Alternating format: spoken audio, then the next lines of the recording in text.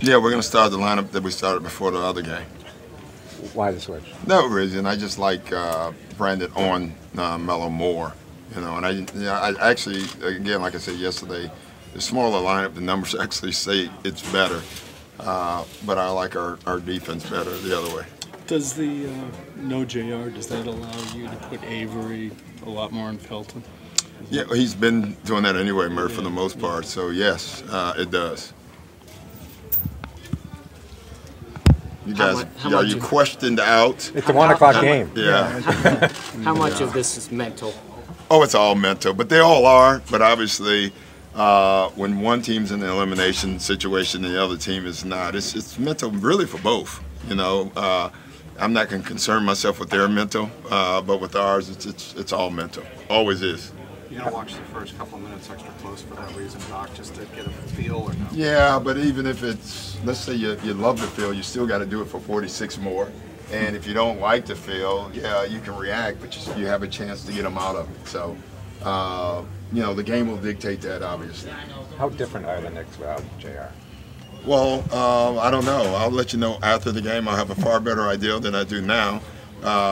You know, listen, he's one of their other guys that can create shots, especially in the playoffs. You know, you need a guy, you know, you think about what we've done good in this series is the Knicks are being held 13 points under their normal average. So, and J.R. Smith has played well, you know, because in the playoffs you take teams out of their stuff and then it comes down to guys creating shots for themselves and others. Well, Melo does that, Felton has done that, and J.R. Smith does that. Now, they don't have one of those guys.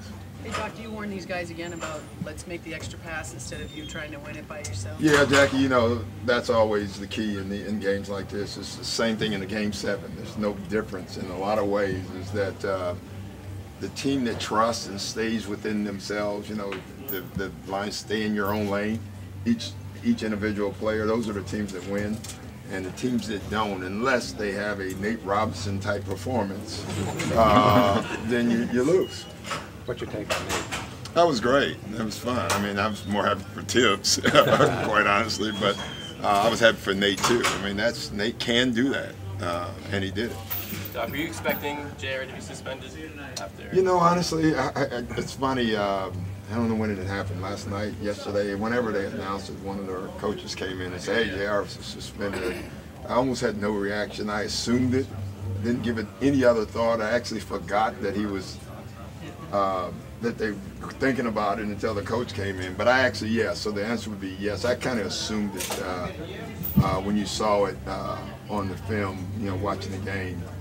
Yeah. Are elimination games when your team is on the verge of the coach because some of the players might think about the repercussions of the loss or what will happen? Or I don't think players think that way. I really don't. I can tell you, and I was good, I wasn't great, but I never thought in those terms. I really never thought of later. You know, I don't do it as a coach either. I never ever do that. I think I don't know how people function that way. You're doing something and thinking about something else later. I just don't know how to function that way. And you know, maybe one or two are, and that they're not going to play well. I can tell you that in advance. But I'm hoping not.